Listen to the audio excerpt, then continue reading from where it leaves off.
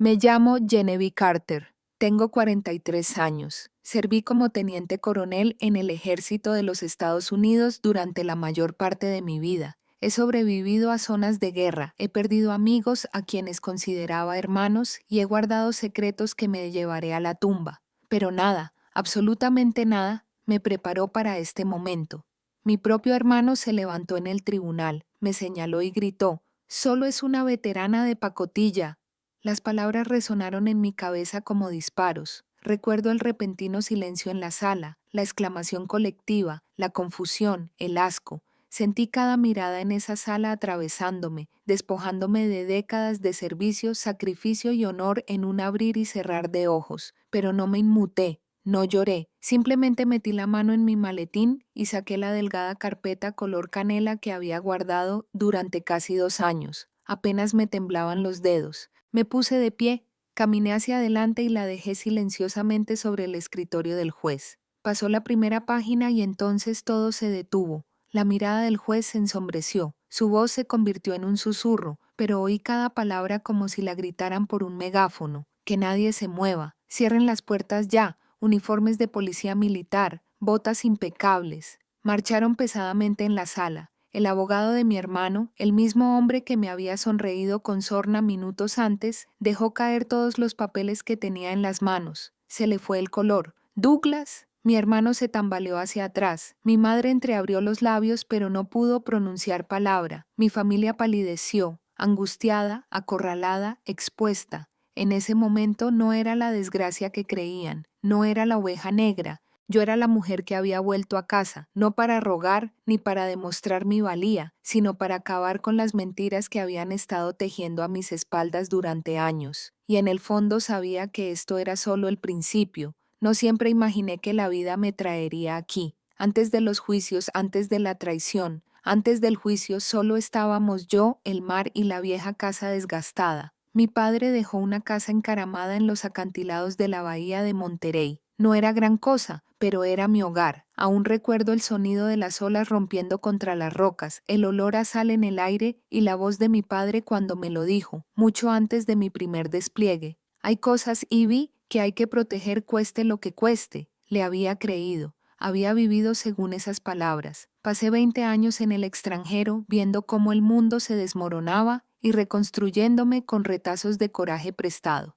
Al volver a casa, no esperaba fanfarrias, no necesitaba gratitud, solo quería que una cosa volviera a ser larga. Pero mi hogar no era el mismo, mi padre se había ido. El hombre que una vez mantuvo unida a nuestra familia dejó un testamento sencillo, que en realidad dividía su modesto patrimonio entre sus 3 hijos. Me quedé con la casa que amaba. Douglas, mi hermano mayor, tomó las riendas del negocio familiar. Mason, mi hermano menor, se mantuvo la mayor parte del tiempo en silencio, siempre observando. Durante unas breves semanas pensé que sería suficiente. Pensé que tal vez podríamos empezar de cero. Entonces llegó el sobre, un paquete grueso y pesado de documentos legales, y con él la traición que jamás vi venir. Sentado en la cocina con las manos apoyadas en la fría encimera de mármol, leí cada línea de la demanda. Douglas y mi madre, de mi misma sangre, me acusaron de fraude. Afirmaron que nunca había servido realmente, que había falsificado mi historial militar para quedar bien en el testamento de mi padre. Peor aún, alegaron que había defraudado al gobierno, robando beneficios destinados a veteranos de verdad. Su audacia me repugnaba. 20 años, con la metralla aún clavada en el hombro, noches sin dormir, sin despertar empapado en sudor frío. Pero nada de eso importaba. A ellos no. La citación judicial era clara. Tenía 30 días para comparecer. Recuerdo haber mirado a Mason desde el otro lado de la mesa. Sus ojos evitaban los míos, como solía hacer. Siempre era el callado, el pacificador, pero algo brilló en su mirada. Dudaba, tristeza o culpa, no podía distinguirla. No dijo nada y me di cuenta de que me enfrentaría solo. Las semanas siguientes fueron un torbellino de preparación y aturdimiento. Reuní todas las pruebas, todos los documentos oficiales, todas las medallas, todas las fotografías. Pero sobre todo me preparé para lo que sabía que dolería más, darme cuenta de que mi familia había elegido la codicia antes que la sangre. Yo había luchado por mi país, ahora tendría que luchar por mi nombre. La sala del tribunal estaba más fría de lo que esperaba, no físicamente, sino emocionalmente. El aire se sentía enrarecido, las luces demasiado fuertes, los rostros demasiados. Me senté con la espalda recta, con un traje azul marino oscuro, sin uniforme, sin medallas, solo Genevieve Carter, la mujer a la que querían destruir. Douglas se sentó a mi derecha. Mi madre lo agarró del brazo, con una expresión dura como una piedra. Mason, como siempre, estaba sentado en el borde, con la mirada baja y apenas respirando. El momento llegó más rápido de lo que pensé. Douglas se levantó y con un veneno que no reconocí en su voz, pronunció las palabras que se me quedarían grabadas para siempre. Es solo una veterana de pacotilla. Oí jadeos, vi cabezas volteadas, pero mantuve la cara quieta. No me temblaban las manos. Sabía que este era el punto de no retorno. El juez pidió pruebas. El abogado de Douglas presentó documentos falsificados, cronogramas tergiversados y relatos falsos. Cada palabra, cada mirada, cada acusación estaba diseñada para desnudarme, no solo legalmente, sino personalmente, para borrar mi identidad. Cuando llegó mi turno, no hablé, no de inmediato. En cambio, tomé el expediente, el que Mason me había entregado discretamente unos días antes, el que contenía toda la verdad que creían que nunca encontraría. Avancé, lo dejé sobre el escritorio del juez y esperé. Lo que sucediera después lo cambiaría todo. Pero en ese momento volví a ser un soldado, tranquilo, firme, inquebrantable. Nunca fui la hija que querían. Desde que tengo memoria fui diferente. No era rebelde ni ruidosa, simplemente diferente. Mientras Douglas, mi hermano mayor, fue moldeado para heredar el negocio familiar, y Mason, el bebé de la familia, fue mimado hasta el silencio. Yo flotaba entre la inquietud y la invisibilidad. Mis padres construyeron sus vidas en torno a las propiedades de Carter y su hijo, una cadena de hoteles boutique que definieron no solo nuestra riqueza, sino también nuestra identidad. Cada conversación en la cena, cada día festivo, cada decisión giraba en torno al negocio. Incluso de niño percibía que la lealtad subyacente a la familia se traducía en lealtad al negocio. Pero yo no encajaba. No me importaban las ganancias trimestrales ni las listas de clientes. Me importaban las historias de valentía, justicia y libertad, cosas que leía en libros polvorientos de la biblioteca, mientras los demás aprendían sobre márgenes de ganancia. Recuerdo que una vez, cuando tenía unos 10 años, mi padre me sorprendió leyendo una biografía de Harriet Tubman. Sonrió, se sentó a mi lado y dijo, «Algún día encontrarás algo por lo que valga la pena luchar». Pero mi madre no sonrió, siempre me miraba como si fuera un rompecabezas sin resolver. Douglas prosperó bajo su mirada. Aprendió desde muy joven a cautivarlos, a reflejar sus ambiciones. Observé desde la barrera cómo se transformaba en un sol dorado. Siempre acertaba, siempre lo elogiaban. Mason, en cambio, era otra historia. Era amable y tranquilo. Se escondía en los rincones con sus libros, como yo, pero a diferencia de mí, nunca los desafiaba. Protegía a Mason lo mejor que podía. Recuerdo cubrirlo cuando faltaba a los entrenamientos o se olvidaba la tarea. Había una ternura en él que reconocí porque era la parte de mí que tuve que enterrar para sobrevivir en esa casa. Pero a pesar del frágil vínculo que Mason y yo compartíamos, la verdad era cruda. El amor familiar era condicional y la condición era la obediencia. Cuando mencioné por primera vez unirme al ejército, no fue una conversación, fue un campo de batalla. Mi madre lloró, Douglas se burló, incluso Mason apartó la mirada. Pero me fui de todos modos. A los 18, con solo una bolsa de lona y las últimas palabras de mi padre resonando en mis oídos, salí y nadie me siguió. La guerra te cambia. Cualquiera que te diga lo contrario nunca fue realmente a la guerra. Pasé las siguientes 2 décadas de mi vida vistiendo los uniformes, sirviendo en lugares cuyos nombres la mayoría de la gente no puede pronunciar. Me convertí en oficial. Lideré a hombres y mujeres en situaciones en las que todos sabíamos que no podríamos regresar, y a veces no lo hicimos. Mi primer despliegue en Afganistán fue la primera vez que me sentí realmente viva. El calor del desierto, el peso del chaleco antibalas, el zumbido de los helicópteros sobrevolando, todo esto forjó algo fuerte y sólido en mi interior. Por primera vez no era la hija que no pertenecía, era la teniente Carter, importaba. Pero con esa pertenencia llegó la pérdida. Recuerdo cada rostro que no pude salvar, cada carta que escribí a familias que nunca volverían a abrazar a sus seres queridos. La explosión que destrozó mi convoy me dejó con metralla alojada en el nervio del hombro, una lesión que nunca sanó del todo, y pesadillas que me visitan sin invitación. El honor y el deber me ayudaron a seguir adelante, pero dejaron cicatrices, algunas visibles, la mayoría no. Y sin embargo, nunca me arrepentí de esos años porque sabía quién era cuando vestía ese uniforme. Me gané cada medalla, cada saludo, cada línea de la bandera doblada que les entregué a mis padres afligidos. Cuando finalmente regresé a casa, más viejo, más fuerte, más callado, llevaba esos años dentro de mí. No fui tan ingenuo como para esperar que mi familia lo comprendiera, pero pensé, quizás ingenuamente, que al menos lo respetarían. No lo hicieron. En las cenas familiares, Douglas cambiaba de tema cada vez que se mencionaba mi servicio. Mi madre apartó la mirada. Mason permaneció en silencio, como siempre. Quedó claro que para ellos mis años en el uniforme no eran una insignia de honor, sino una desviación inoportuna de la vida que esperaban que llevara. Pero no me arrepentía porque el ejército me enseñó algo que algún día me salvaría, que las batallas no siempre se libran con armas, sino con resiliencia, y que la supervivencia, al fin y al cabo, es la máxima expresión de desafío.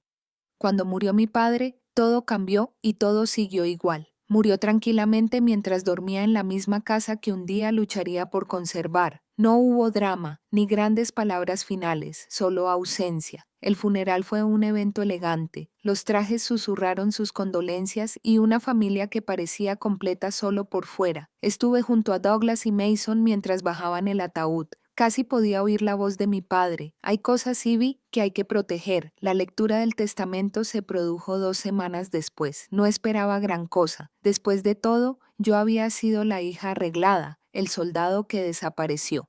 Pero cuando el abogado anunció que mi padre me había dejado la casa de Monterrey, la propiedad más antigua de nuestra familia, la tensión en la sala aumentó. Douglas apretó la mandíbula. Los labios de mi madre se apretaron en una fina línea. Mason siempre ha permanecido en silencio, pero noté sus ojos más abiertos de lo habitual, mirándonos fijamente. La casa no valía millones, pero significaba algo. Era historia, recuerdo, raíces. Douglas heredó el negocio como se esperaba. Mason recibió un fideicomiso. Yo recibí una casa. Y por un instante pensé que tal vez, solo tal vez, podríamos seguir adelante, pero la avaricia tiene raíces profundas. Y menos de un mes después llegó la primera notificación legal. Afirmaban que había manipulado a nuestro padre, que mi servicio militar era falso, que había robado valor y, por extensión, que había corrompido el testamento. Exigieron la casa, la herencia y mi silencio. Me quedé atónito. No porque quisieran más, siempre había conocido el ansia de control de Douglas, pero como estaban dispuestos a borrarlo todo, yo también lo conseguí.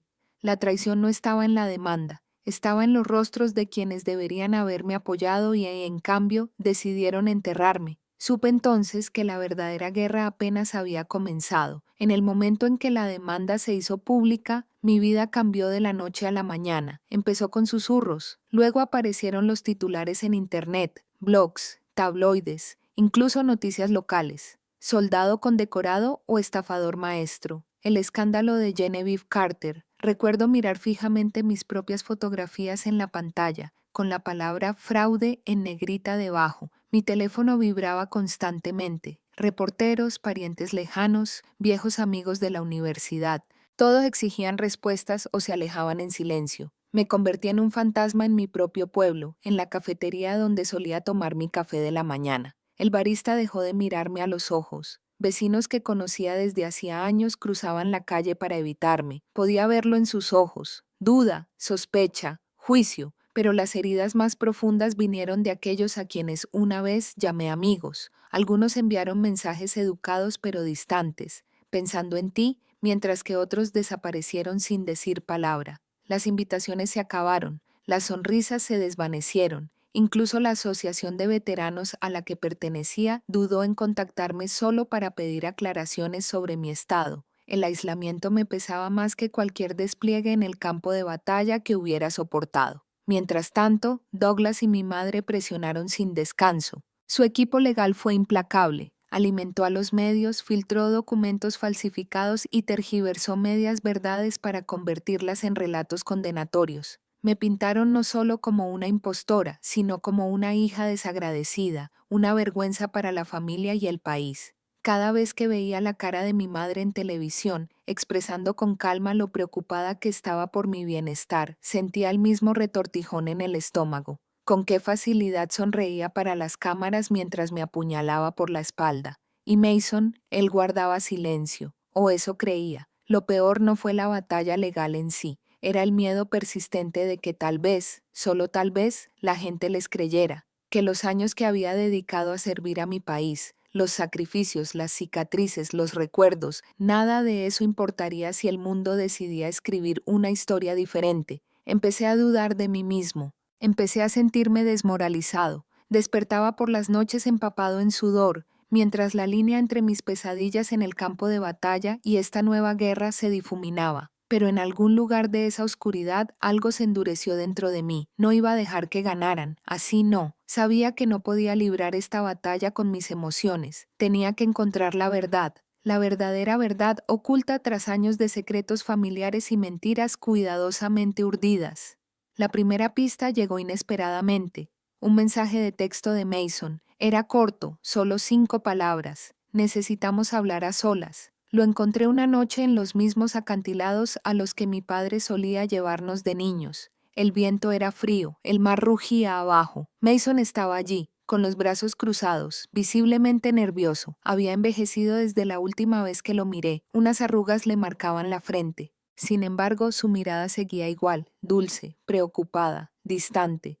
Nunca quise esto, dijo en voz baja. No sabía hasta dónde llegaría. Me entregó una pequeña memoria USB, sin explicaciones, sin promesas, solo pensé que deberías ver esto. De vuelta en casa, lo conecté con manos temblorosas. Lo que encontré me dejó sin aliento. Correos electrónicos entre Douglas y nuestra madre, enviados meses antes de la muerte de nuestro padre. Discusiones sobre la modificación del testamento. Documentos financieros que mostraban dinero transferido a cuentas en el extranjero, dinero vinculado a organizaciones benéficas para veteranos en las que ni siquiera sabía que Douglas estaba involucrado. Habían usado mi nombre, mi servicio, mi imagen para crear un registro documental fraudulento que los beneficiaba, mientras me presentaban como el chivo expiatorio. Incluso hubo borradores de comunicados de prensa acusándome de robo de valor meses antes de que siquiera supiera que había un problema. Me quedé paralizado, sofocado por el peso de la traición, pero lo que más me dolió no fue el plan en sí, era Mason, el chico al que había protegido, el que creía haber perdido ante la maquinaria familiar.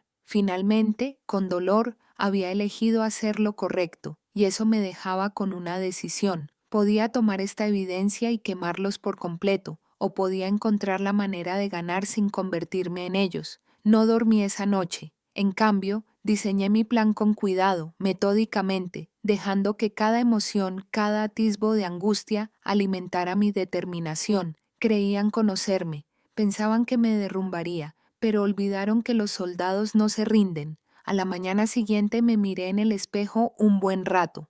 El reflejo que me devolvía la mirada no era el de la mujer que se fue al entrenamiento básico a los 18 años. No era el soldado que sobrevivió a las explosiones de artefactos explosivos improvisados y a las emboscadas en el desierto. No era la mujer que lloró al recibir su primera condecoración. Era algo diferente, algo más tranquilo, más firme. Vi a Genevieve Carter, la mujer que se negó a ser borrada. Reuní todas las pruebas, no solo los archivos de Mason, sino también mis propios registros de servicio, testimonios de excomandantes, cartas de soldados. Había llevado fotografías, medallas, todo lo que contaba mi verdadera historia. Pero también adquirí otra perspectiva. Entonces me di cuenta de que mi lucha no era solo por la casa, la herencia o incluso mi nombre. Se trataba de algo mucho más grande. Se trataba de dignidad, de verdad, del desafío silencioso de mantenerme firme cuando el mundo quiere obligarme a callar. Podría haberlo hecho público, podría haber gritado a los 4 vientos, pero en cambio elegí la precisión, elegí la ley, elegí la integridad, contraté a los mejores contadores forenses, expertos legales e investigadores digitales. Cada paso fue deliberado. cada movimiento, diseñado no para humillar, sino para revelar. Y durante todo el proceso, Mason estuvo a mi lado. No habló mucho, aún le costaba encontrar las palabras, aún apartaba la mirada cuando sus emociones se desbordaban. Pero se quedó. Eso importaba. El día antes de la audiencia final, regresé a la casa de Monterrey. Recorrí cada habitación tocando las paredes, recordando el eco de la risa de mi padre. Me senté en el porche mientras el sol se ponía en el horizonte, con la brisa salada rozándome la piel. Ya no estaba enojado, no estaba amargado, estaba listo. Habían declarado la guerra a mi carácter, a mis recuerdos, a todo lo que consideraba sagrado, pero ya no les seguiría el juego. Dejaría que la verdad hablara por sí sola, y esta vez no me inmutaría. La sala del tribunal se sentía más fría esa mañana, no por el aire acondicionado ni por los suelos de mármol, sino por el peso que me oprimía con cada respiración. Había una pesadez en el silencio que se extendía entre cada palabra, una atención verbal tan densa que podría haber sido cortada con un cuchillo. Me senté a la mesa, con las manos apoyadas en el respaldo y la mirada fija al frente. Podía oír el suave movimiento de los papeles, las toses apagadas, los susurros apagados de los curiosos, pero los ignoraba. Tenía que hacerlo. Douglas estaba sentado frente a mí, su abogado a su izquierda, mi madre a su derecha. Parecían serenos, tranquilos, educados, despreocupados. Pero noté las pequeñas grietas, la tensión en la mandíbula de Douglas, la forma en que sus dedos tamborileaban rítmicamente en el borde de la mesa. La forma en que mi madre mantenía la mirada fija en un punto por encima de la cabeza del juez, como si no pudiera soportar la mía. Y luego estaba Mason. Estaba sentado detrás de ellos, una fila atrás, con las manos cruzadas sobre el regazo y la mirada clavada en el suelo. Ni una palabra, ni una mirada, ni una señal de lealtad. Por un instante sentí el viejo dolor, el recuerdo del niño tranquilo que me seguía por el jardín, que me tiraba de la manga cuando los demás gritaban, que una vez susurró que deseaba ser valiente como yo. Me pregunté si ese chico aún existía o si, como tantas otras cosas en esta familia, había quedado sepultado bajo décadas de control y silencio. El juez nos llamó al orden, los abogados se pusieron de pie y comenzó la función. El abogado de Douglas era astuto, cada palabra pulida hasta el brillo de un espejo. Habló de los valores familiares y de la preocupación por la legítima herencia de las irregularidades en mi historial militar. Presentó gráficos, cronogramas e impresiones, cada uno diseñado para socavar mi credibilidad y sembrar la duda en la mente del juez. Observé sin pestañear, había anticipado cada movimiento, había planeado su estrategia meses atrás, cuando llegó la primera notificación. Mi abogada se mantuvo tranquila y precisa. Desmanteló sus argumentos metódicamente, pieza por pieza, sin alzar la voz ni una sola vez. Presentó mi historial de servicio, verificado y notariado. Mostró condecoraciones, cartas de comandantes, incluso fotos del campo de batalla, cosas que nunca tuve la intención de usar como armas, ahora convertidas en evidencia para defender la vida que había construido. Pero a medida que las horas transcurrían, el aire en la sala se hacía más tenue. Douglas subió al estrado. Me quedé paralizado mientras levantaba la mano, hacía su juramento y miraba directamente a los ojos del juez con el mismo encanto que había empleado con los inversores empresariales durante años. Habló de lealtad familiar, de comportamiento extraño, de cómo me había distanciado durante décadas, solo para reaparecer en la lectura del testamento. Me pintó como inestable, como oportunista, como alguien que había llevado el uniforme pero nunca se lo había ganado, y entonces lo dijo, con esas palabras que me helaron la sangre: solo es una falsa veterana. Una onda expansiva recorrió la habitación, no fuerte pero palpable. Mantuve la mirada fija en él, firme, inmóvil, pero algo se quebró en mi interior. Llamaron a mi madre. Su testimonio fue más frío, más contenido. Habló en voz baja, casi con pesar, sobre su preocupación por mi estado mental, mis supuestas invenciones, su temor de que la herencia hubiera sido injustamente influenciada. Escuché en silencio, cada palabra grabada más profundamente, no solo en mi caso, sino en el recuerdo de la mujer que una vez besó mis rodillas raspadas y me trenzó el cabello. Y Mason seguía sin decir nada. Lo miré de reojo una sola vez, solo una vez. Tenía las manos tan apretadas que los nudillos se le habían puesto blancos. Tenía la mandíbula apretada. No levantó la vista. El juez pidió un receso. Al salir al pasillo, exhalé por primera vez en lo que parecían horas. Me temblaban las piernas. Me ardía la garganta, pero me negaba a que se notara. Los periodistas esperaban. Cámaras, micrófonos, preguntas que no respondí. Seguí caminando, paso a paso, respirando con dificultad. De vuelta adentro, al reanudarse la sesión, sentí que el equilibrio de la sala se alteraba ligeramente. El peso de las pruebas, las fisuras en su relato, la sutil inquietud en la mirada del juez mientras escuchaba. Pero nada era seguro aún. Sabía que esto era solo la mitad de la batalla. El verdadero punto de inflexión aún no había llegado. Y Mason seguía siendo la incógnita. ¿Hablaría? ¿Se quedaría callado? ¿O al final encontraría el coraje para elegir la verdad que yo desconocía? Pero estaba lista de todas formas. Cuando pienso en Mason, no pienso en el hombre sentado en silencio en ese tribunal. Pienso en el niño que solía ser. El niño de los 2 vasos grandes, los libros desgastados, la voz que apenas se elevaba por encima de un susurro. Mason siempre fue diferente de Douglas y de mí.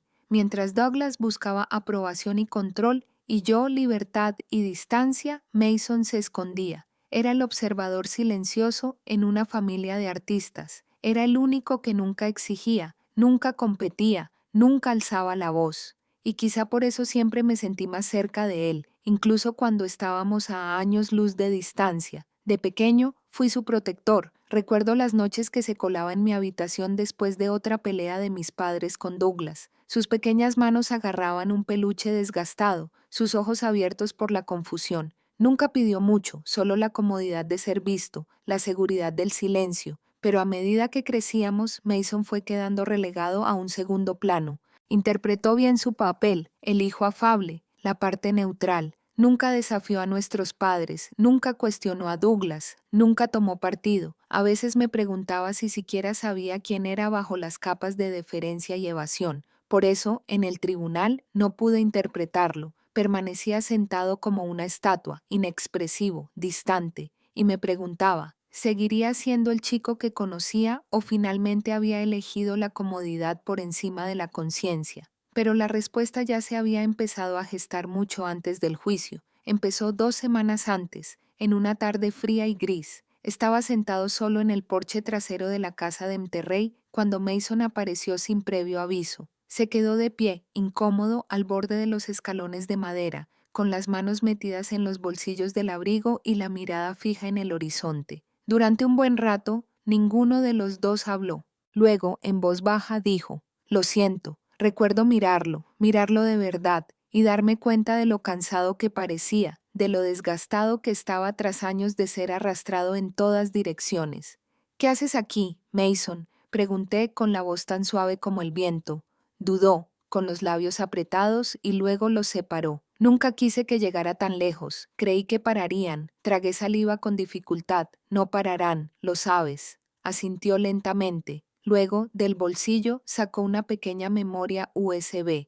Sin palabras, solo la silenciosa oferta de algo frágil, algo peligroso. «¿Qué pasa?», pregunté, con el corazón latiéndome con fuerza. «Correos», dijo. «Estados financieros. Los encontré hace meses». Se le quebró la voz. Debería haber dicho algo antes. Tomé el papel seco de su mano temblorosa. Lo sentí más pesado que cualquier arma que hubiera llevado.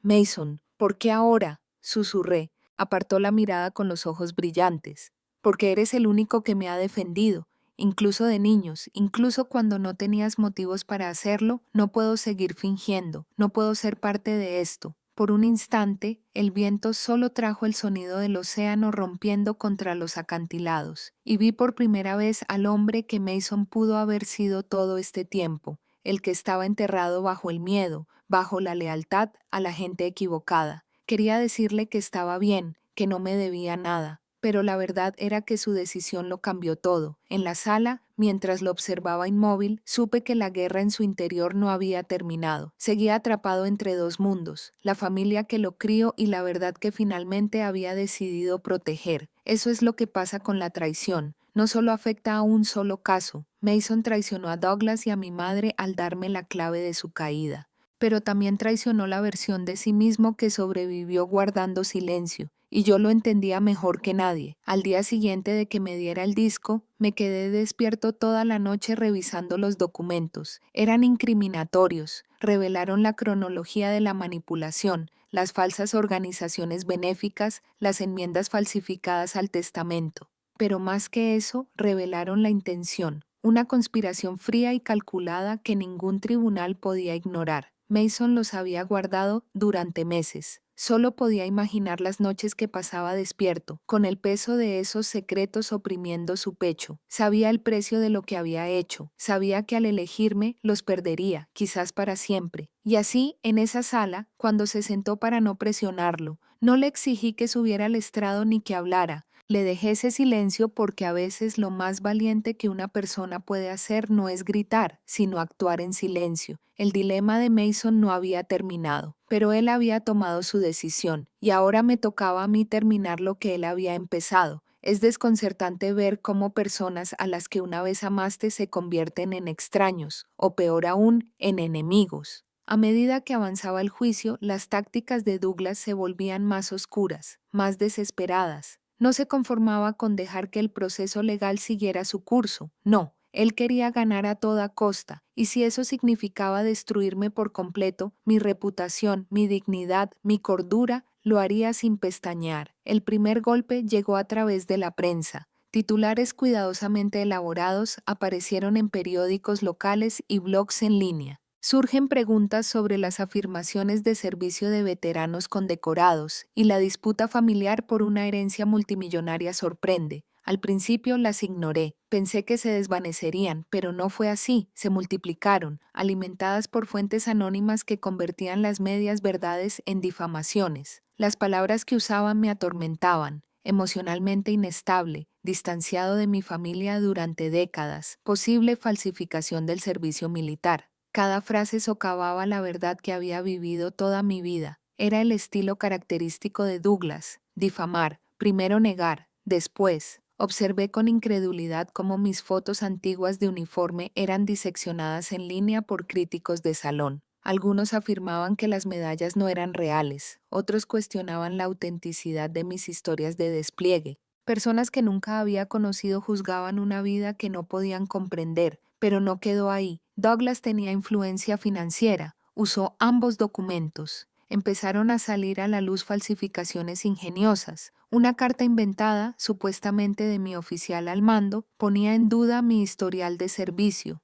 Un expediente médico adulterado que sugería que nunca había sufrido lesiones en el extranjero. Incluso una evaluación psicológica falsa que insinuaba que sufría delirios. Me senté con mi equipo legal a revisar cada supuesta prueba. Me revolvía el estómago con cada firma falsificada, cada manipulación digital, cada distorsión de los hechos. Fue como si me borraran en tiempo real. Pero lo peor no fueron las mentiras de los periódicos, fue la manipulación dentro de la familia. Douglas siempre había sido el favorito de mi madre, pero ahora él usaba esa lealtad como arma con precisión quirúrgica. Oí rumores de lo que le decía a escondidas, que yo era peligroso, que tenía problemas mentales, que había regresado no para llorar a nuestro padre, sino para robar lo que no era mío. Lo vi en sus ojos cuando pasó junto a mí en el pasillo del juzgado, un vacío donde antes había algo parecido a la calidez maternal. No me dirigió la palabra, apenas me miró. Era como si ya me hubieran repudiado, borrado, no por ley, sino por decisión propia. Es un desamor particular darse cuenta de que tu propia madre ha decidido creer lo peor de ti, no porque tenga pruebas, sino porque es mucho más fácil seguir la versión de Douglas de la realidad que afrontar la posibilidad de que su hijo predilecto sea capaz de engañarte. Luché contra la amargura.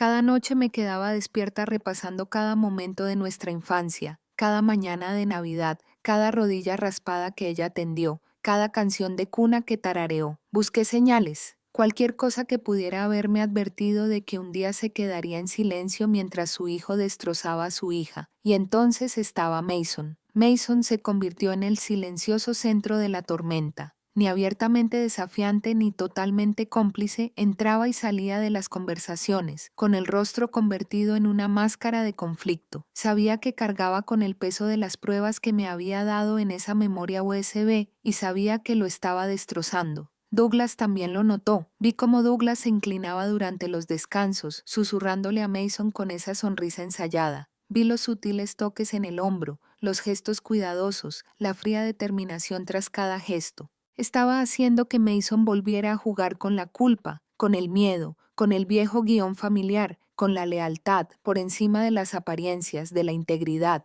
Me dio asco, pero sabía que no debía intervenir. Mason tenía que tomar su propia decisión. Si insistía, me arriesgaba a perder el único hilo frágil de honestidad que quedaba en nuestra línea de sangre. En los momentos de silencio, esas breves y sofocantes pausas entre testimonios, capté la mirada de Mason al otro lado de la sala, con una expresión indescifrable, pero reconocí la fractura, la lenta e inevitable ruptura de alguien obligado a elegir entre la familia que lo crió y la verdad que podía liberarlo. Y aún así, permanecí de pie. Elegí el silencio no por debilidad, sino porque sabía que algunas batallas no se ganan a gritos, se ganan con perseverancia, con paciencia, dejando que la verdad surja cuando las mentiras se derrumban bajo su propio peso. Douglas me había lanzado con todo, los medios de comunicación, los documentos falsificados, los lazos familiares que convirtió en armas. Y aún así me quedé allí, magullado, pero no roto, solo, pero no derrotado, y sabía con absoluta certeza que cuanto más nos acercábamos al veredicto, más desesperado se volvería.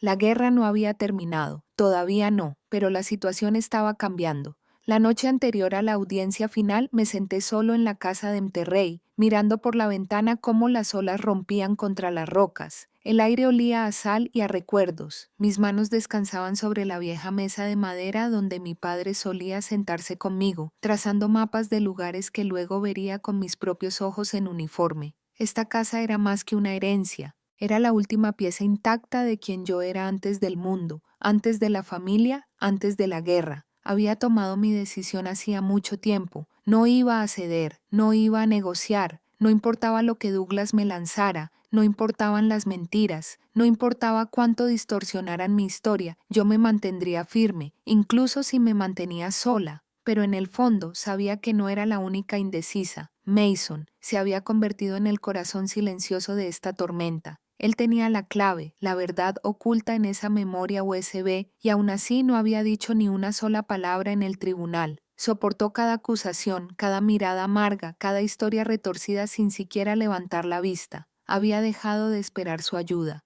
Me dije a mí misma que, fuera cual fuera su decisión, la respetaría. Pero en realidad, una parte de mí, la pequeña y frágil parte que aún creía en la familia, esperaba en silencio, con dolor. Era poco después de medianoche cuando oí que llamaban. Abrí la puerta y encontré a Mason allí de pie, empapado en las manos, hundido en los bolsillos de su abrigo, con el rostro pálido bajo la luz del porche. Por un momento nos miramos, sin decir palabra. Luego exhaló con fuerza y temblor y dijo: «No puedo dormir». Me hice a un lado. «Pase». Estaba sentado en la sala, la misma habitación donde construíamos fuertes de mantas de niños. Su mirada se desvió por las fotografías enmarcadas de la repisa, nuestra familia en años mejores, la risa de mi padre congelada para siempre en el cristal. «Lo odio», susurró Mason, apenas audible.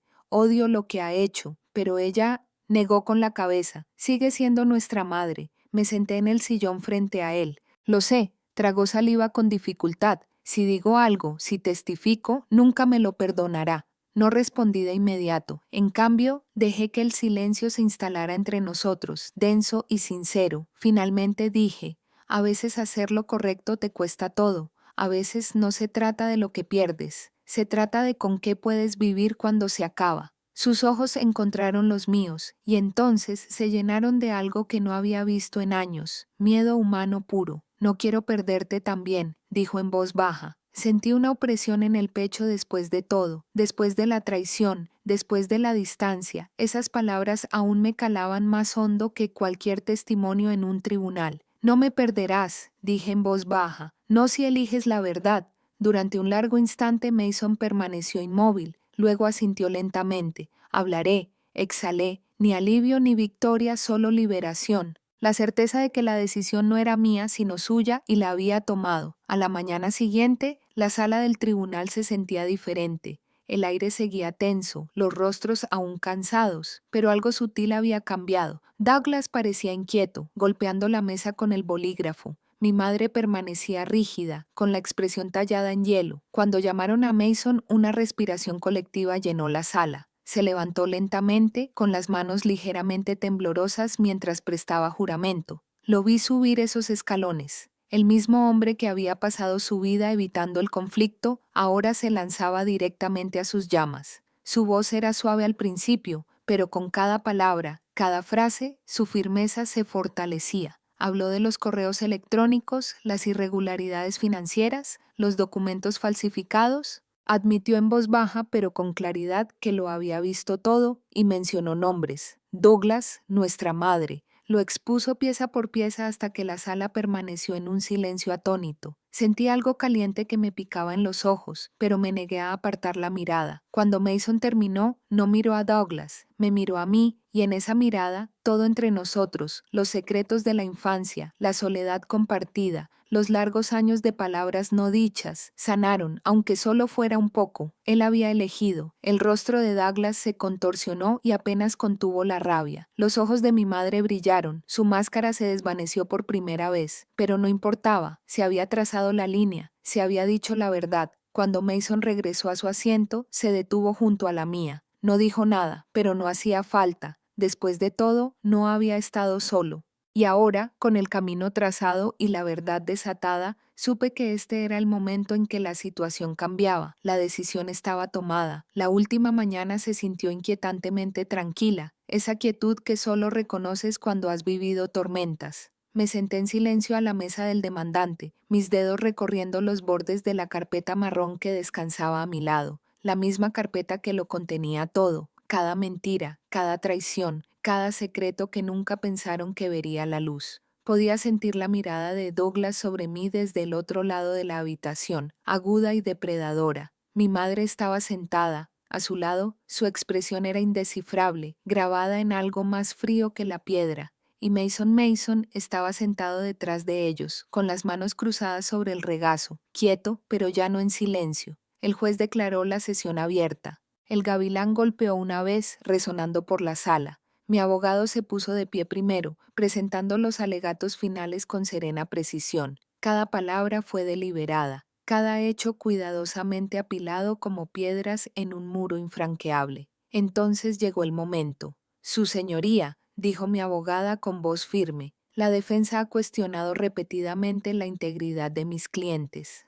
Hoy presentamos pruebas definitivas que no solo refutan esas afirmaciones, sino que exponen un extenso patrón de fraude perpetrado por los propios demandantes. Ella asintió hacia mí. Me levanté, tomando la carpeta. Mis pasos se sentían más pesados de lo habitual, no por miedo, sino por el peso de lo que estaba a punto de hacer. Al acercarme al estrado, capté la mirada de Mason por un instante. Asintió levemente. Dejé la carpeta sobre el escritorio del juez. Todo lo que siguió ocurrió en cámara lenta, surrealista. El juez se ajustó las gafas y pasó la primera página. Por un instante, solo se oyó el sonido del papel deslizándose entre las yemas de los dedos. Frunció el ceño, sus ojos se oscurecieron y luego, en voz baja pero firme, pronunció unas palabras que jamás olvidaré. Que nadie se mueva, cierren las puertas ahora. La sala del tribunal se quedó sin aliento. Las sillas rasparon el suelo. Antes de que nadie pudiera procesar del todo lo que estaba sucediendo, 2 policías militares uniformados entraron por las puertas laterales, con rostros inexpresivos y movimientos precisos y controlados. No me moví,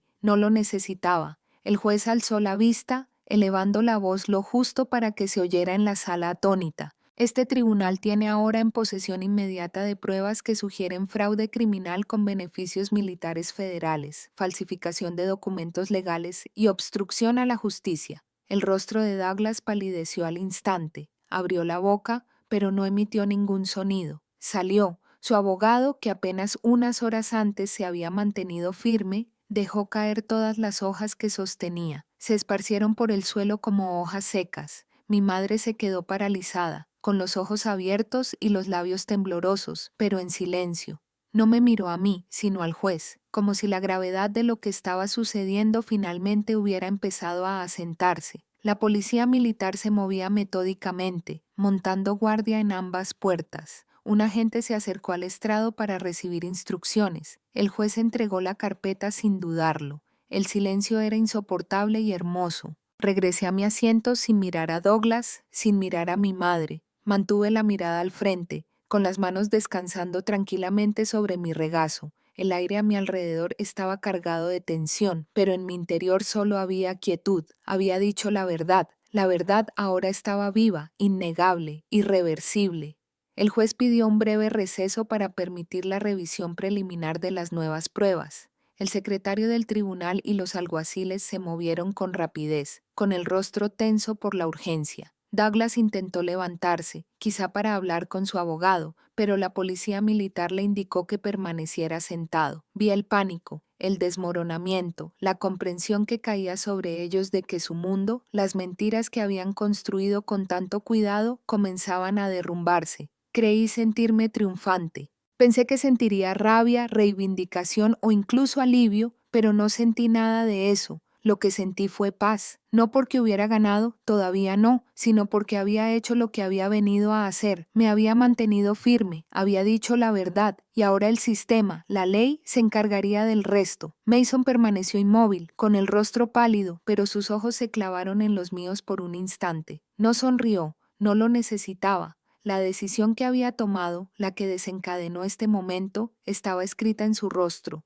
Cuando el juez regresó, confirmó que las pruebas ameritaban una investigación inmediata a nivel federal. El caso civil se suspendería a la espera de nuevas investigaciones penales. Douglas se desplomó en su asiento. Mi madre tembló visiblemente, y yo permanecí de pie. El gavilán golpeó una vez más. La audiencia se levantó. La guerra no había terminado del todo, pero la batalla estaba ganada. Me puse de pie, exhalando, y por primera vez en lo que parecían años, me permití respirar sin miedo. La bomba había caído, y yo seguía de pie. La verdad tiene una extraña forma de revelarse, no siempre con gritos ni arrebatos dramáticos, sino a veces con precisión silenciosa y metódica. Esa mañana, cuando el juez regresó y las puertas de la sala permanecieron firmemente cerradas bajo la vigilancia de la policía militar, supe que el desenlace había comenzado. La carpeta que entregué no era solo papel y tinta, era un mapa del engaño, cada documento, una pieza del rompecabezas que exponía todo lo que Douglas y mi madre habían construido con tanto cuidado. Cada firma falsificada, cada transferencia bancaria manipulada, cada maniobra legal retorcida,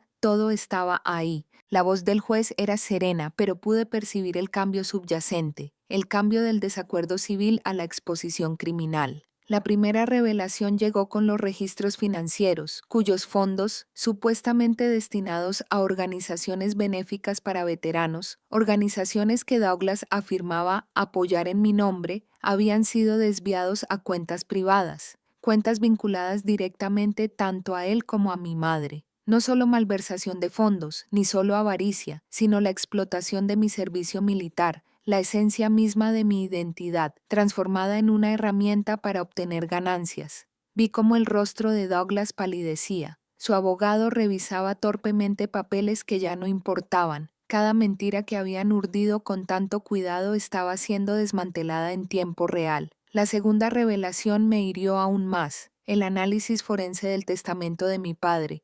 Las enmiendas presentadas pocas semanas antes de su muerte llevaban firmas que no coincidían con las originales. La tinta era fresca, el lenguaje legal pero apresurado, con riesgo de manipulación. Resultó que las enmiendas habían sido preparadas por un abogado a sueldo de Douglas, no por el asesor legal de mi padre desde hacía mucho tiempo. El juez leyó las conclusiones sin emoción, pero el peso de las palabras fue como un martillo. Falsificación, dijo, deteniéndose para mirar por encima de las gafas. Manipulación de documentos. Posible conspiración para defraudar. Mi madre se estremeció por primera vez. Su máscara se quebró, le temblaron las manos. Su mirada se desvió, desesperada, buscando algo, a alguien que la sostuviera. Pero Douglas mantuvo la mirada al frente, con la mandíbula apretada, como si solo la fuerza de voluntad pudiera detener el colapso. Y luego llegó el hilo final, los correos electrónicos. Esos correos fueron la columna vertebral del caso. Cadenas de correspondencia entre Douglas y mi madre, hablando del plan de impugnar el testamento para desacreditar mi servicio y eliminarme no solo de la herencia, sino de la familia por completo. Hablaban con indiferencia de mi debilidad, de cómo nadie la creería porque nadie lo ha hecho jamás.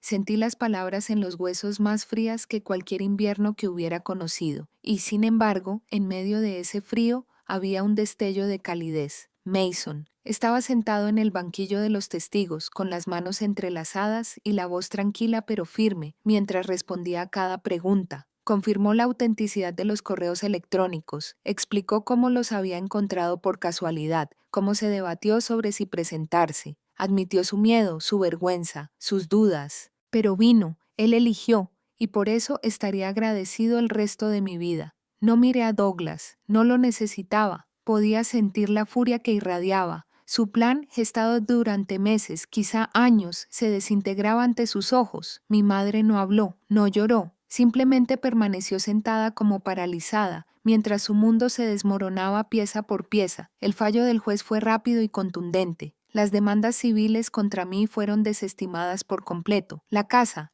de mi padre, fue confirmada como legítimamente mía. Pero, además, el juez ordenó una investigación penal inmediata contra Douglas y mi madre por fraude, falsificación y malversación de fondos benéficos. Oí los susurros que se extendían por la sala. Los periodistas tomaban notas. Los abogados intercambiaban palabras en voz baja. Permanecí inmóvil, no por frialdad ni por triunfo, sino porque algo más profundo se instaló en mí, una certeza serena e inquebrantable de que había hecho lo que debía hacer. La verdad se había revelado, las mentiras estaban al descubierto. Mientras el juez levantaba la sesión, me puse de pie lentamente, recogiendo mis cosas. Mason se acercó, indeciso, inseguro. Al principio no dijo nada, simplemente se quedó allí con la mirada baja. Gracias, susurré, asintió tragando saliva con dificultad. Debería haberlo hecho antes. Le ofrecí una leve sonrisa. Lo hiciste cuando importaba. Douglas seguía sentado, inmóvil, con su abogado inclinándose para susurrarle al oído. Mi madre estaba sentada a su lado, retorciéndose las manos, con el rostro pálido y distante. No me miraron ni una sola vez. Salía la luz del sol, parpadeando ante la intensidad. El peso que sentía en el pecho por fin comenzaba a aliviarse. La lucha no había terminado. Las batallas legales se prolongarían. Las investigaciones seguirían. Pero lo peor, la parte donde podían moldear mi historia, mi nombre, mi vida, había terminado. La verdad ya no estaba enterrada. Y por primera vez en años me sentí libre. Es extraño el momento en que todo se derrumba. Uno se imagina que vendrá con gritos, puñetazos contra las mesas y un caos insoportable. Pero cuando finalmente sucedió, cuando Douglas se desmoronó allí mismo, en medio de la sala, llegó con silencio, un silencio absoluto y sofocante. El mazo del juez aún resonaba débilmente en mis oídos mientras Douglas permanecía inestable, con el rostro desprovisto de la arrogancia que había portado como armadura durante tanto tiempo. Su abogado le tiró de la manga, susurrando con urgencia, pero Douglas apenas lo oyó. Sus ojos recorrieron la habitación buscando algo que no parecía encontrar. Permanecí sentado. Mis manos descansaban sobre la madera pulida frente a mí. Mi respiración era regular. Desde fuera debía de parecer tranquilo, sereno, incluso victorioso. Pero por dentro, algo completamente diferente se desplegó. La voz de Douglas se quebró cuando finalmente habló. «Esto está mal», murmuró. «Está mintiendo, siempre lo ha sido». Sus palabras vacilaron, se desmoronaron a media frase. Observé no con ira, ni siquiera con satisfacción, sino con una tristeza aún mayor. El hombre que tenía delante no era el hermano que recordaba de mi infancia, el que una vez me cargó en hombros en la feria del condado, el que una vez me enseñó a lanzar piedras por la bahía. Esa versión de Douglas había desaparecido hacía tiempo, reemplazada por la ambición, por la codicia, por algo más frío que ya no podía alcanzar. Se hundió en su asiento, con las manos temblorosas. Su madre, nuestra madre, estaba sentada a su lado, paralizada, con los ojos vidriosos y una expresión indescifrable. Por primera vez en mi vida, me pregunté si por fin estaba viendo la verdad o si seguía aferrada a la fantasía que habían construido juntos. Y entonces apareció Mason. Se levantó de su lugar en la galería, lento, casi vacilante. Sus hombros se sacudían, la cabeza gacha, secándose los ojos con las manos en una silenciosa desesperación. Nunca lo había visto llorar, ni una sola vez. ni siquiera de niños, cuando los moretones y las penas eran más fáciles de coleccionar. Ahora lloraba y algo dentro de mí se quebró. Me levanté en silencio y lo encontré a mitad de camino, sin saber qué instinto me había llevado allí. Por un instante, ninguno de los dos habló. Simplemente puse una mano sobre su hombro. Se presionó la palma contra la cara, sacudiendo el peso de su decisión y la destrucción que había causado, escrita en cada línea de su cuerpo. Lo siento, susurró con la voz quebrada. Negué con la cabeza suavemente. No tienes nada que lamentar. Sus ojos, rojos e hinchados, se alzaron para encontrarse con los míos. Los rompí. No, dije en voz baja. Se rompieron solos. Simplemente dejaste de fingir que no lo veías. Los alguaciles se movían silenciosamente al fondo, hablando con el equipo legal de Douglas, acompañando a mi madre a la sala lateral mientras comenzaba el papeleo para la investigación formal. Pero nada de eso importaba en ese momento, ni para mí ni para Mason. Estábamos allí, dos supervivientes del mismo desastre, ambos con heridas diferentes, pero de alguna manera finalmente nos reencontramos después. Entonces me di cuenta de que no odiaba a Douglas, ni siquiera odiaba a mi madre. Lo que sentía era más profundo que el odio, era dolor, dolor por la familia que podríamos haber sido, por los años que nunca pudimos recuperar, por las pequeñas y frágiles esperanzas a las que me aferré más tiempo del debido. Mason exhaló bruscamente, recuperándose, secándose la cara una última vez antes de asentir. Regresó a su asiento más tranquilo, pero cambiado, y volvió a ocupar mi lugar, tranquilo, firme, pero con el corazón más pesado de lo que creía posible. El juez finalizó el proceso. Sus palabras sonaban distantes a través del rugido de emoción que me llenaba el pecho. Desestimación de las demandas, presentación de cargos penales, derechos de propiedad restaurados, todo formal, todo necesario, pero nada de eso importaba realmente, tal como la gente podría pensar. Lo que importaba era que me había mantenido firme sin perderme, que había dicho la verdad sin recurrir a la misma crueldad que habían ejercido contra mí. Lo que importaba era que Mason había encontrado su voz. La sala del tribunal se vació lentamente. Los periodistas zumbaban afuera. Los fotógrafos disparaban desde las escaleras del juzgado. Podía oír los débiles gritos de preguntas que jamás respondería. Al cruzar las pesadas puertas de madera, la luz del sol me inundó, demasiado brillante tras la penumbra de la sala del tribunal. No miré atrás porque algunos capítulos no necesitan ser revisitados. Algunos finales se escriben solos, no con fuego ni furia, sino con una resiliencia serena y firme. Y aunque mi corazón aún me dolía, aunque una parte de mí siempre lo sabría, seguía de pie y era libre. Una vez creí que, cuando se supiera la verdad, todo encajaría perfectamente, que la justicia, una vez impartida, uniría lo que se había desgarrado, pero me equivoqué. Los días posteriores al colapso del tribunal fueron más tranquilos de lo que esperaba, inquietantemente tranquilos. Douglas desapareció de la vista pública. Mi madre también se refugió en el silencio, sin contestar sus llamadas, sin pronunciar su nombre. La otrora orgullosa familia Carter, cuyo nombre adornaba las paredes de hoteles y las casas de beneficencia, de repente se convirtió en un fantasma, en una ruina. Pero no fue la reacción pública lo que me atormentó, fue Mason. Él se quedó a la deriva, sin estar completamente a mi lado ni completamente condenado como ellos. Lo vi en sus ojos cuando visitó la casa una tarde. Tenía las manos hundidas en los bolsillos del abrigo, los hombros hundidos bajo un peso que ni siquiera él podía definir. No me hablan, dijo en voz baja, apenas un susurro. Ni siquiera mamá, le serví té. No sabía qué más hacer. Dicen que los traicioné, continuó, que destruí a la familia. Sigo pensando que quizás sí.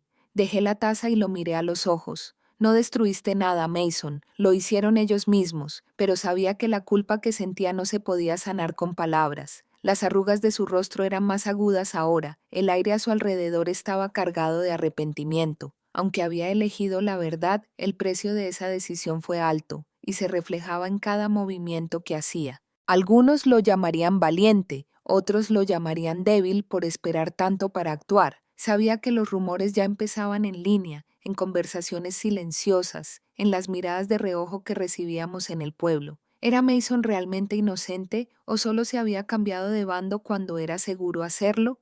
La pregunta flotaba en el aire entre nosotros, tácita, pero presente, y aunque nunca dudé de su corazón, no podía negar la complejidad de lo que había hecho o dejado de hacer durante tantos años. No lo presioné, no le exigí una explicación porque entendía algo que la mayoría de la gente nunca comprendería. Sobrevivir en una familia como la nuestra a menudo implicaba silencio. Romper ese silencio requería no solo valentía, sino también sacrificio. Mientras el sol se ponía tras los acantilados, nos sentamos juntos en silencio. Sin perdón ni necesidad, solo dos personas intentando dar sentido a lo que quedaba atrás. Y, de alguna manera, eso tenía que ser suficiente. Pensé que lo más difícil sería la lucha en sí, el juicio, las mentiras, la exposición pública. Pero me equivoqué. Lo más difícil vino después, cuando se calmó el polvo y cesaron los gritos, cuando solo quedó el dolor profundo de todo lo que habíamos perdido. Pasé horas caminando por la orilla detrás de la casa Terry, siguiendo la línea de agua como solía hacerlo de niño. Las mismas olas que una vez se sintieron tan infinitas, tan llenas de promesas, ahora cargaban con el peso silencioso del recuerdo y el arrepentimiento. Pensé en mi padre, en cuánto amaría este lugar, en cómo había creído ingenuamente que la familia que había construido podría mantenerse unida después de su muerte. Me pregunté qué pensaría si pudiera vernos ahora. Fracturados, divididos, vaciados por la codicia y la traición. Pensé en mi madre, la forma en que me miró en el tribunal, la forma en que su voz nunca vaciló mientras me enfrentaba. Había pasado tantos años intentando comprenderla, intentando ganarme su aprobación, su cariño, su orgullo, pero en algún punto del camino dejé de buscarlo. Y luego estaba Douglas, el hermano al que una vez admiré, luego temí y finalmente llegué a compadecer. Ya no lo odiaba. Ya no, en algún punto, entre los escombros de todo lo que habíamos soportado, dejé atrás ese odio, porque el odio es pesado, corroe desde dentro, y después de cargar con él durante tantos años estaba cansada. En algún punto del camino aprendí que dejar ir no era debilidad, era supervivencia. No podía cambiar lo que había sucedido, no podía forzar disculpas que nunca llegarían, pero podía elegir qué llevar adelante, y elegí esto. Elegí perdonar, no porque lo merecieran, sino porque yo sí. Decidí dejar de perseguir lo que nunca había sido mío, su amor, su validación, su aceptación. Decidí permanecer sola si eso significaba ser finalmente libre. A medida que la marea se retiraba hacia el horizonte, sentí un cambio en mi interior. No alegría ni alivio, sino algo más firme, la tranquila determinación de quien se enfrentó al fuego y salió ilesa, no intacto, sino entero. Y a veces eso bastaba. El público tiene memoria débil. Durante semanas después del juicio, mi nombre estaba en todas partes. Noticias locales, foros en línea, podcasts que diseccionaban el escándalo de la familia Carter con todos los matices de un titular sensacionalista. Algunos me llamaban héroe, otros un mentiroso que, por alguna razón, había tenido suerte. Algunos se preguntaban si todo el caso había sido un montaje para ganar compasión o dinero. El péndulo oscilaba, elogios, dudas, indignación, admiración, pero nada importaba. En realidad no, porque la verdad, la pura verdad, era que no necesitaba su aprobación. Ya no. No era el villano que Douglas intentaba crear, pero tampoco el héroe que los titulares intentaban pintar. Yo era algo mucho más caótico, mucho más humano, una mujer que había cometido errores, que había cargado con heridas visibles y ocultas, que había luchado por algo que jamás podría ser restaurado por completo. Mi historial militar fue limpiado, las falsas acusaciones fueron retiradas formalmente, recibí disculpas discretas de algunos que antes se habían hecho de la vista gorda. Pero el daño, el más profundo, era irreversible. No estaba enojado, no estaba amargado, simplemente lo había superado. Meses después, asistí a un evento público, una gala benéfica para veteranos. Los aplausos fueron corteses, los apretones de manos sinceros, pero aún podía sentir un trasfondo de curiosidad, de incomodidad, como si la gente no supiera qué pensar de mí. Y eso estaba bien, porque no estaba allí para ellos. Estuve ahí para quienes nunca contarían sus historias, para quienes regresaron a casa destrozados física y emocionalmente, y cuya verdad nunca llegaría a los titulares. Estuve ahí para mí. La casa Meterrey se convirtió en mi santuario. Restauré el jardín que una vez cuidó mi padre. Empecé a hacer voluntariado discretamente en un centro local de ayuda para veteranos. Dejé de mirar las noticias. Dejé de dar explicaciones. Viví no como un símbolo, ni como una advertencia, sino como una mujer que finalmente había reivindicado el derecho a definirse, y al final esa fue la victoria que nadie pudo arrebatarme. La casa junto al mar siempre ha sido mi ancla. Tras el juicio, después de que los titulares se desvanecieran y las batallas legales se convirtieran en el ruido de fondo de un recuerdo lejano, volví a casa, no a una familia ni a aplausos, sino al único lugar que nunca me traicionó. La casa de Terry estaba tal como la recordaba, ventanas de madera desgastada y veteadas de sal, el jardín descuidado pero aún respiraba tras años de abandono. Pasé mi primera mañana allí en silencio, rozando muebles viejos con las yemas de los dedos, escuchando cómo el viento traía recuerdos a través de las puertas entreabiertas. No me apresuré a llenar el espacio. Lo dejé simple, vacío, honesto. Empecé a cuidar el jardín de nuevo, lenta y pacientemente. Con las manos en la tierra, las rodillas pegadas a la tierra, encontré algo que no me había dado cuenta de que faltaba. Quietud, esa que no exige respuestas, esa que te permite simplemente existir. Escribí páginas llenas de historias que había cargado durante décadas. Algunas de campos de batalla lejanos, otras de tranquilas tardes de infancia. No escribía para publicar, escribía para la mujer en la que me había convertido, para la niña que una vez fui, para la vida que aún estaba reconstruyendo. Mason me visitaba a veces. Nunca se quedaba mucho tiempo, nunca hablaba mucho. Pero cuando llegó, nos sentamos en el porche con un café, viendo cómo el sol se ponía tras el agua, el cielo se tiñe de oro y violeta. No hablamos del juicio, ni de la familia, ni de las cosas que habíamos perdido. En cambio, hablamos de música, de los libros que leía, de las pequeñas cosas que, de alguna manera, parecían lo más importante cuando el mundo finalmente se calma lo suficiente como para darse cuenta. Lo perdoné en silencio, no con palabras, sino con mi presencia. Y él, a su manera silenciosa, también me perdonó la distancia. Durante los años que ambos dejamos escapar, aprendí a vivir sin el ruido del pasado. Aprendí que la sanación no llega de golpe. Se cuela suave, vacilante, como la luz del sol a través de las ventanas agrietadas. Y, sobre todo, aprendí que a veces la paz no se encuentra. A veces es algo que se construye con cada respiración, cada decisión, cada momento. Me llevó más tiempo del que quiero admitir comprender que sobrevivir no era el final de mi historia. Durante mucho tiempo creí que resistir las batallas judiciales, las traiciones y el desamor era la meta, pero a medida que la semana se convertía en meses, me di cuenta de que los finales no siempre son tan claros. A veces se disuelven en inicios tan silenciosos que apenas los notas. Dejé de contar los días desde el veredicto. Dejé de medir mi vida por lo que había perdido.